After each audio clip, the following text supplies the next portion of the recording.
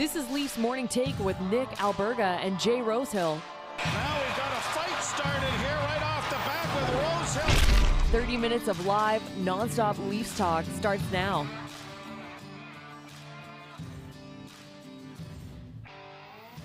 What's going on, everybody? It is the Monday edition of Leafs Morning Take presented by PointsBet Canada. Yours truly, Nick Alberga, flying solo on this Monday once again. Jay Rosehill working the Friday and Monday shifts, so he'll be back tomorrow, but don't fret. 3 Hits with Rosey is coming up in about 5 minutes from now, where he's going to break down the weekend. What a wild weekend it was in terms of trades as well. The Bruins back on Thursday, picking up Orlov and Hathaway. Then the response from Tampa last night with Tanner Jeannot. A lot to dive into with 3 Hits with Rosey coming up, and a lot to dive into in general when it comes to this show. Remember to subscribe, tap that like button, leave us a review wherever you're checking us out, and don't forget to visit theleafsnation.com for the very latest on all things Toronto Maple Leafs, as you see on your screen there, courtesy producer Alex. We're in the process of migrating over to our very own YouTube page. Make sure to subscribe and like at the Leafs Nation 401 on YouTube, at the Leafs Nation 401, where you can find the very latest going on in Leafs land, including interviews, shorts, clips, anything you can want right now. The craziest time of the hockey world with the trade deadline slated for 3 Eastern time on Friday. You'll find it at the Leafs Nation 401. Thoughts, comments, questions, or concerns, drop us a line in the chat down below here on YouTube, and I'll get to it a bit later on in the show following my interview with today's guest. Behind the scenes in about 10 minutes from now or so, and I just love this perspective because, again, it is a chaotic time in the hockey world. Just imagine being an executive in this league. So I wanted to bring you a behind-the-scenes approach and perspective and scope of what's happening in terms of trades, consultation, conversations. So former assistant GM in the league, former executive, 2-time Stanley Cup champion with the LA Kings, now with Sportsnet doing great work for them. Mike Futa is going to drop by in about 7 or 8 minutes from now. We're going to get his perspective. And everything that's gone down so far, what he thought of the Ryan O'Reilly trade, Nola Chari coming over from the St. Louis Blues. Toronto's won 4 or 5 since that deal went down. What he thought of the pickup for Tanner Jeannot. There's been a lot of consternation and discourse on social media regarding the return package in that deal, but Tampa is Tampa, and I really can't naysay a team that's been to 3 consecutive Stanley Cup finals. So looking forward to having Mike Futa on in about 7 or 8 for now, but let's go over the boards first and foremost. All right, so as you've seen right there, another really, really successful weekend for the Toronto Maple Leafs. Having said that, in the grand scope of things, we are just getting set for Game 1 against the Tampa Bay Lightning in about 20 games from now. But on Friday, I think they showed they can win dirty, a 2-1 win against the Minnesota Wild. Willie Nylander, what a season he's having. Again, we're not going to have that conversation because we don't want to steer this ship off the rails here. But Nylander, that next contract is going to make this guy he's already rich. Imagine how rich he's going to be following that contract. But Nylander's been phenomenal this season. What an OT winner. And I thought they really grinded out that game against Minnesota. There wasn't much time and space out there. Pretty much as you would expect, taking on the Wild. But kudos to the Maple Leafs. They took care of business. And that is sort of a trap game when you know you're headed out on a 5-game road trip. And I thought they took care of business. A rare Friday night game at Scotiabank Arena. And then returning serve last night against the Seattle Kraken. Really, really impressive stuff. I talked about it last week, how they were trying to avenge arguably their worst, ugliest loss of the season, at least since October, where they lost 5-1 back on January 5th to Seattle. And they did certainly that, which I think is intriguing on so many levels. Among them, the reason, the idea that they surrendered their first goal in that game, then riled off 5 consecutive goals, just shows you the response of that team first and foremost. But I think Sheldon Keefe does not get the credit, I should say, he deserves in terms of lineup tinkering and changing, because he makes that subtle change again, and it always seems to work out. He flips Marner, he flips Nylander and Marner, puts Marner back with Matthews, and the slump, or whatever you want to call it, for Matthews over once again. Gets 2 goals in that game. Another 3 apples from Marner. He's 4th in the entire NHL in assists right now. The guy's been just simply outstanding. And I don't know if he'll ever get the credit he deserves, because he's sort of the Robin to the Batman here in Toronto. But Marner's season has just been incredible. And I think from a Leafs perspective, you just hope that translates to success finally in the Stanley Cup playoffs. But the subtle change there from Keefe did everything for me. A 5-1 win over the Seattle Kraken.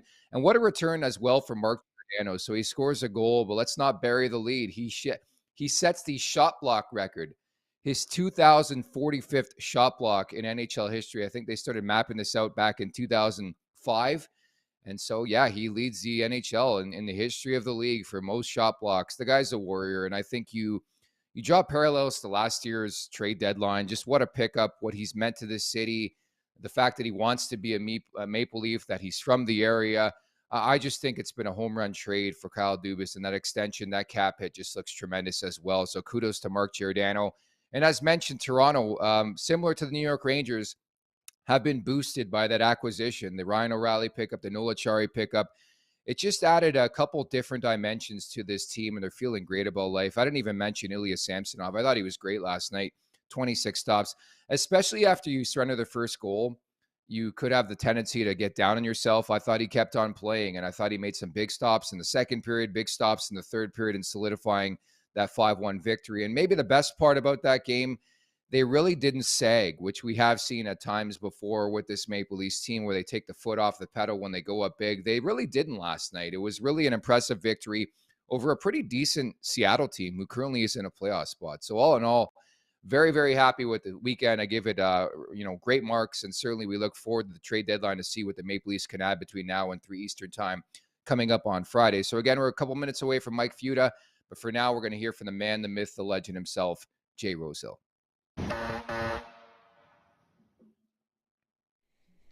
Hey, welcome back, folks. I'm starting off with the Leafs game tonight. What a weekend. 3-game winning streak we're on. Starting to pull away from Tampa a little bit is what it looks like. We'll see what comes down the pike, but obviously that's the only thing that matters right now and the only thing we're actually playing for. But we're starting to put together a pattern of the depth of this forward team especially, and now starting, especially tonight, to chip in from the defensemen, which is unbelievable to see because it hasn't really happened with the revolving door of defensemen this team has had this year. It's been kind of a shit show, to be honest.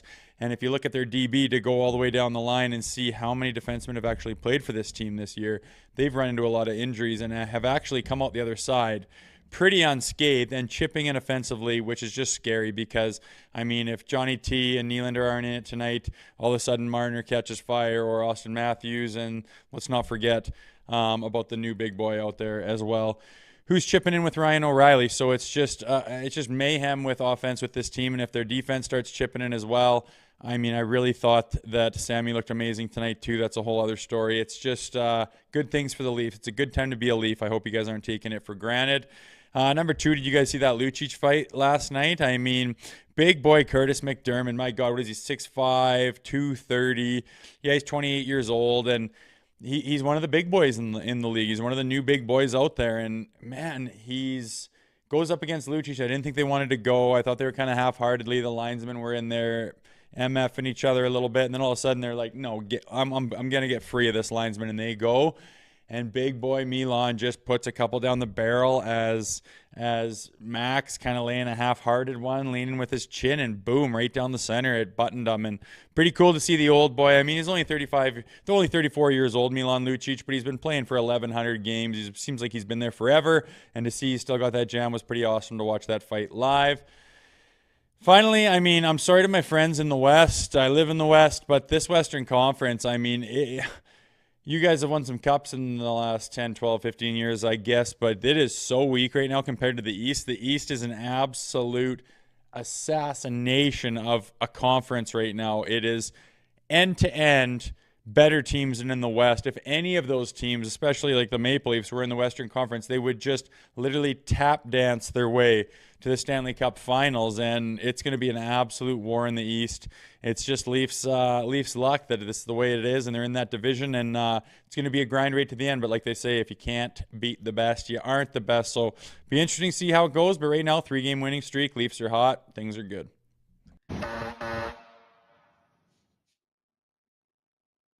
Very matter-of-fact, Jay Rosehill for this installment of 3 Hits with Rosey. I knew he was going to touch on Lucic. I knew he was going to be fired up over the weekend, but he's keeping his sights set on the Stanley Cup playoffs. We like that. And the trade deadline coming up on Friday at 3 p.m. Eastern time as well.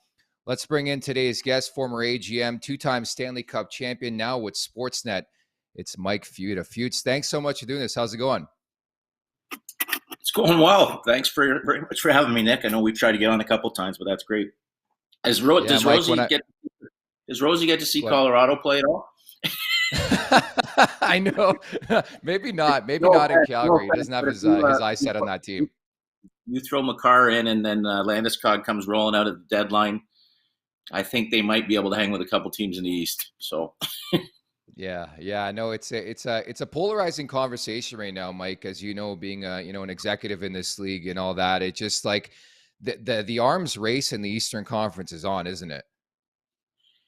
I was looking at it. We were talking about it on Sportsnet the other night, and I know that the Leafs fans get all tied up because obviously they know they're going to be playing Tampa Bay, and Boston is Boston and having one of these remarkable years. But if you start to look at like the New Jersey Devils and the New York Rangers, and the team that's just beyond me. I was working as a consultant last year with Carolina, and part I was kind of thought I really felt at the deadline there was some stuff that could be done. We were right in on the Giordano thing, who I've got very close ties to, and Nick Delorier, and they made an organizational decision to stand pat and added Max Domi exceptionally late. But and then you run into a couple injuries and you're out. And I just think that Carolina team this year, they've done a wonderful job. They had Burns, they've added some other pieces. Even with losing Trocheck and Niederreiter, and I mean, holy smokes, like they've got $10 million in cap space, and I truly would have bet a lot of money that that's where Timo Meier was going to end up, because they've got picks, they've got prospects. And I just got caught up saying, get off your assets and get something going here. But it's like, I hope that they can still, that's a lot of cap space to be open, and they're not just going to, I know they notoriously don't like to move rental players, but I just felt somewhere they missed the boat on Meier. I just felt he's a Roddy Brindamore type player. He's going to fit well with New Jersey as well. But when you look at you have to have an atlas or a Google out to figure out half the names in that trade. But I felt that there was, yeah, there you go. Look at that. I heard a lot of good things about Shakur Makabudlin there. I've heard he's got an opportunity to be a top guy, but there's a lot of swings there. There's not a lot of locks as far as what they're going to be. And it's amazing how much people covet their own picks. And sometimes you might look at your own and think you have all these big shiny objects, and other teams just don't feel that way. And it's hard to find a match, but clearly some area they found a match. Could you imagine what the trade is going to look like for Carlson if that's San Jose? You're going to need 3 different boards to go up and down with the names going back and forth to make it work. But again, I just think there's so many teams, even you got Pittsburgh, they have to be all in with their core and the age of their team and the guys that they just re-signed. The Islanders, and you've got like Florida and Washington on the outside looking in, and Buffalo and Detroit are kind of kicking tires. And they're in situations, I don't see the teams with house money there for me are a little bit Buffalo and Detroit. I think that they're more apt to make a hockey trade with someone for term. I don't think they want to burn assets for rental, but it's going to be some kind of playoffs in the East. And again, in the West, for me, there's some teams that have really underwhelmed and underachieved, whether it be for injury reasons or poor goaltending. And they don't have the cap space to heal any of their problems. So it's going to be wide open on that side for a different reason. And I guess you just got to keep an eye on Colorado and see if they remain healthy and when Landeskog comes back. And if he's a guy that they can do the Kucherov with and add a piece to help him down the stretch and then roll out a healthy Landeskog to start the season, they're going to be a handful for somebody. I would say I will praise the creativity of GMs around the league. They're thinking outside the box a bit more this year, which is great to see. But I would love you to take us behind the scenes. And I know this is a rarity because the deadline usually happens on the Monday, Mike, but we're seeing it on a Friday this year. What's happening in NHL front offices right now as we get closer to Friday? Well, it all depends where it's tough because there's such parity, right? So you've got to have 2 boards up. And first of all, you usually go about 4 seasons out. So you're not doing anything in a bubble where you're just thinking about tomorrow. You got to see who's up. Like, for example, you talked earlier about when we're going to need money for Nylander and when his contract's coming up and what it's going to look like. And you've got to use, and you don't really know how high the cap's going to go up. But there's different situations. There's teams, I think, that are playing with a little bit of house money, like a team like Seattle. I don't think they're having a great year, but I wouldn't think they'd want to be unloading a bunch of assets for a rental player. And there's some people whose jobs are in the line where, there are expectations that, it's no knock. Everybody's talked about the Leafs. It's strange for a team that it's not only they're so well built, and now and he's with the addition of Ryan O'Reilly, which I think is just an absolute steal, because they get some of what they lose with Jake Muzzin and a Stanley Cup guy, Conn Smythe winner. The guy plays on both sides of the puck. He's a throwback as far as the leadership that he brings, the intangibles. That's a huge piece. But again, you're still not, your back end for me is still a little bit leaky. It's one injury away from being in trouble. And you've got guys like Gio, they don't ever take any nights off. So you just said he's just blocked his 4,000th shot. So you just hope and pray that those shots just keep hitting him in the shin pads, because you don't want to lose a guy just because he plays like a warrior. And again, their first round matchup, no matter for me, and I think Samsonov's been great. Matt Murray, you can't really tell because he's always injured, but you got to tip your hat and say, at least to start, Vasilevsky's, it tips their way. And I always looked, down the middle, we were so successful in Los Angeles. And again, at this point, we were fortunate enough, we did most of our deals early. So we felt that when we were ready to push, we wanted Mike Richards. We had just acquired Jeff Carter for Jack Johnson, and we wanted Mike Richards. We felt he was a great fit. I coached him. Everybody knew that he was a Captain Canada. And we knew that Philadelphia wasn't going to give him up. He had term, and he was in his prime still, and we ended up having to give up Braden Shen, Wayne Simmons, who at the time we knew were going to be future stars, and a second-round pick. But we felt that was going to put us over the top and give us the center depth that we now see the Leafs had. Now all of a sudden we go Kopitar, Mike Richards, Jeff Carter, Jarrett Stoll. It's a pretty good look down the middle, right? And it was going to be hard to keep up with us. And that's why I had Tampa Bay with Point, Stamkos, and Paul ahead of the Leafs when they were running out Matthews, JT, and sometimes it was Engvall or insert guy here third. Now I know they're mixing around the lines and Sheldon's, but you now move O'Reilly into the middle, and I think that sways right over to the Leafs in favor of them as far as center depth. And obviously they have different moves they can do to move somebody over to the wing late in games or in power play situations. But I love it, and I think now, though, once you've dumped into the deep end, you've got to find a way to add. And I'm not saying it has to be a superstar defenseman or anything like that, but I do think someone like a Shen would be a perfect fit on this team. He's dealt with the Toronto media market. He's A-plus class. He's kind of reinvented himself for a guy that I think picked 5th or 6th overall with all these different expectations. He's got himself in great shape. He's secondary toughness. He'll fight for teammates. He's won a couple cups in Tampa, and he wasn't obviously wasn't in the lineup every night or a top, but he's been around that atmosphere. He knows what it's like to go not 1 round, but 4 rounds and be successful. And he's really taken on, between his penalty killing and his shot blocking, he's been an excellent fit in Vancouver, and especially for a young defenseman like Quinn Hughes. I don't think he's going to come cheap at all, but I love the fact that he's a right shot D as well. But I think something like that just fits so well in with this group and their character. And again, I think Vancouver can still, it's going to probably be a rental, because I think the Canucks are going to have a deal in place to bring him back. He's too valuable, but that's the type of piece I'd like to see the Leafs add moving forward before the deadline. And it'll be curious, too, to see who they have to subtract off their roster, right? There's a reason why they included Minnesota as the 3rd team in that trade to eat some cap, but certainly it's got to be money in, money out at that point. So could it be a Kerfoot? Could it be an Engvall? The eye popper on Sunday for sure wasn't even the Meyer trade. It was the Tanner Jeannot trade, right? He goes from Nashville to the Tampa Bay Lightning. What was your initial thought? And obviously you're really, really tied in throughout the league. What are people saying about it? Well, you made the point, okay? Who's going to argue with what Julian Brisbois has done, right? And I'm not, no offense, but I thought it was a lot.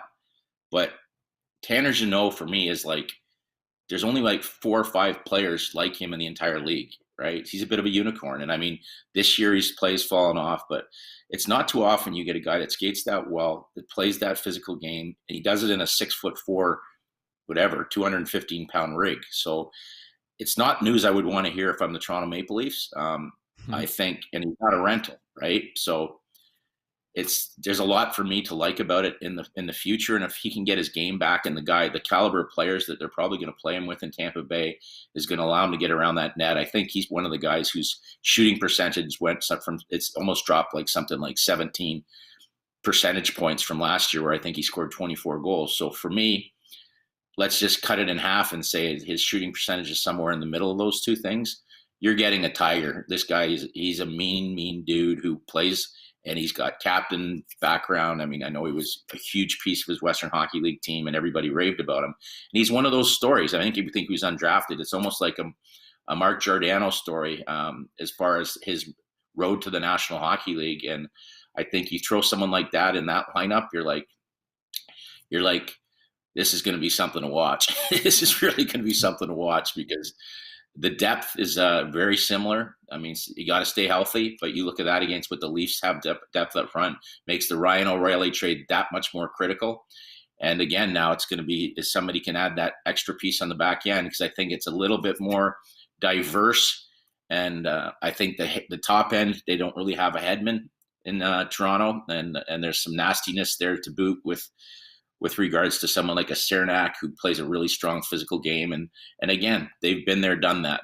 The only thing that I would say as far as that matchup that should be well in the Leafs' favor, and we learned this in Los Angeles, is you've probably got you've probably got almost 11 rounds of playoff mileage on one team.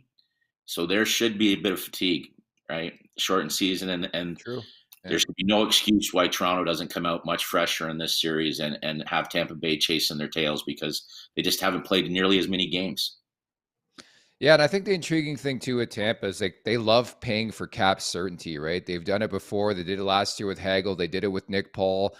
There's already reports that they're going to go long term on something with maybe around the 2-3 mil per season range. And I think in a cap world, it's just a nice piece of business. I know they gave up a lot, but when you see guys like Nick Perbix make their debut this year and have the impact they have, like I just can't find the doubt right now in Tampa. Maybe it's like a kick the can down the road type conversation, but again, as I started the conversation with, I can't dispute anything they've done because all they do is win the last couple of years, right? Absolutely, and they obviously feel so comfortable. I mean, they took Cal Foote in the first round, right? So, yeah, and they've had him in their system, and it's not, this kid's obviously got incredible, his father, and this kid's going to find a way to play, but, there's not too many guys that leave Tampa that turn out and make them look like, wow, geez, we didn't see that coming. Like, they've just done such an exceptional job. That's why they've maintained this level of excellence over the way that they seem to know better than any how to build a team and a roster that's not just great in the regular season, but they're great in the playoffs as well. And they're a tough out. They're a tough out in any way. And they obviously, you're looking at certain teams like whether this is Boston's last dance or however you max it up. I mean, I look at teams like Boston. It's a matter, you say, well, how can Boston do what Boston's doing? And we were talking the other night about, if you look at Pittsburgh, who's got an aging core, and how hard it is on Pittsburgh right now. Like when Krejci and Bergeron come back for like $3.5 million, together, and they're arguably still they're like O'Reilly and Giordano. They're bringing it every night. You're not getting diminishing odds on what they bring to the table. And then Malkin and Letang come back at $6.1 million each. You could probably make the argument that you wouldn't trade Bergeron and Krejci for Malkin and Letang at this stage. It still probably goes to Pittsburgh, and they're both Hall of Famers. Yeah. I'm not knocking them, but you could make the argument. But the difference is there's $9 million in cap space that the Bruins are allowed to add pieces and make their team better. And Pittsburgh has nothing to, they've got to, again, go into this massive creative thing where you're moving out contracts and moving out money just to add a piece that might marginally help you down the stretch. And it's incredible. And again, you got Buffalo out. I'm trying to see like the Sabres, and you talk about we said Tampa doesn't let pieces get away that kind of could come back to haunt them. Now, of course, everybody looks like Tage Thompson. Yeah, if we saw Tage Thompson's coming at that, somebody would be like, that's one of those ones that you just want to have back. But, probably the area the Buffalo Sabres want to be improved in the most is goaltending. And then you look at what Linus Ullmark's doing in Boston. Like that's a tough position to let guys go at. And then, they did a lot to keep Tristan Jarry around, and he's got to stay healthy and in Pitt, and he's got to cut up a lot more than an 800 save percentage in the process. Yeah, that goes without saying, Mike, and it should be intriguing to see what happens between now and 3 Eastern time on Friday, and also looking forward to the stretch drive to the Stanley Cup playoffs. So I really, really appreciate your time. Again, I really wanted to get that perspective, behind-the-scenes type approach, and you brought it here today. Thanks so much for this. Thanks, Nick. Thanks for having me. My pleasure. There you have it. Former AGM with the Los Angeles Kings, two-time Stanley Cup champion, now doing his thing with Sportsnet, one of the great guys in the game. That's Mike Futa. taking some time to join us and giving us that perspective, painting that picture for us behind the scenes, what's happening in NHL front offices right now as you get closer and closer to the deadline. And again, the unique setting this year that it's on a Friday and not a Monday. And I think that's why you've seen a bit of that activity. And we just hope that a couple trades and transactions actually get to Friday. Because again, as mentioned last week, we are doing a Daily Faceoff trade deadline edition show coming up on Friday, starting at noon Eastern time. Looking forward to that. Yours truly, NJ Rosehill, will be on that special, of course, centered around the one and only NHL insider extraordinaire, Frank Saravalli, as you see on your screen right there. So looking forward to that on Friday. And again, many thanks to Mike Futa for dropping by. By the way, Nick Kyprios of Sportsnet will drop by the show tomorrow. And again, we'll dive in deep in terms of what the Leafs could do over the next couple days. I do tend to agree with Mike. Luke Shen would be a perfect add, not only because he's a friend of the show, but because I think he would bring some of the intangibles and variables that the Leafs are looking for this time of year. So before I get to the chat, and Tim's been very, very voicing his thoughts on the last couple days and in terms of odds and stuff to look at, I'll get to the wrap-up. It's brought to you by our friends at PointsBet Canada. So first and foremost, I should say I'm looking forward to Jay Rosehill making his return on Tuesday because if you missed it, this guy's on fire. I think he's hit like 7 straight bets. So we're going to get Rosey back under center tomorrow, as you've been tailing for most of the season with my stuff, been pretty decent as well. So today I'm going to look at the Boston-Edmonton game. The Oilers coming off a very disappointing loss to the Columbus Blue Jackets. I thought it was a hard-fought victory for the Boston Bruins over the weekend against the Vancouver Canucks, but I'm forecasting the over 6.5 in that game. Last I saw, around minus 120 in terms of odds. I'll play that. Boston could score with the best of them. Just look at case in point what they did against Seattle last week. And Edmonton, of course, Connor McDavid is 2 goals away from 50. You know they're going to be feeding him. They got Draisaitl, they got Nugent Hopkins, they got Hyman. Really is an embarrassment of riches when it comes to talent in that game. So I'm going to play to the over 6.5 between the Boston Bruins and the Edmonton Oilers in that game. But lots of great bets to look at. Tim writes in, he potentially could be looking at the puck line tonight for the Dallas Stars in that game. He likes the Chicago money line against Arizona. I think Chicago's actually playing Anaheim. Let me just look at the schedule quickly. But I do think there's some value to be found on a Monday. And in fact, Chicago is playing the Anaheim Ducks. So maybe you look there if you want to look at a bit of a sleeper, some dog value as well.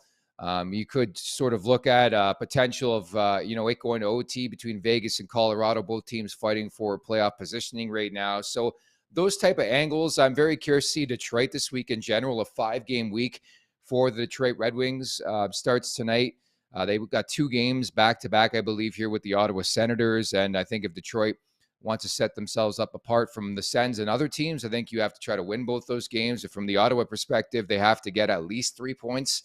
In my world, you're running out of racetrack really, really quickly. But things are certainly heating up here in the Eastern Conference from a trade perspective and also from a standings perspective. So we'll leave it at that. Many thanks to Mike Futa for hopping on once again. Producer Alex smashing it once again here on the show. Jay Rosehill popping by for another edition of 3 Hits with Rosey. So again, coming up tomorrow, the Leafs back in action on Wednesday when they visit those aforementioned Edmonton Oilers. The back-to-back with Edmonton and Calgary should be a lot of fun and a lot of blue and white in the crowd. But for now, I'm going to say goodbye. Many thanks to everybody in the chat here, and looking forward to talking tomorrow with Rosey back in the mix after missing a couple days. And of course, our guest, Nick Kyprios, former Leaf, former Ranger, and also now doing his thing on Sportsnet 590 The Fan for Sportsnet. So that's coming up tomorrow. We'll talk then. Take care.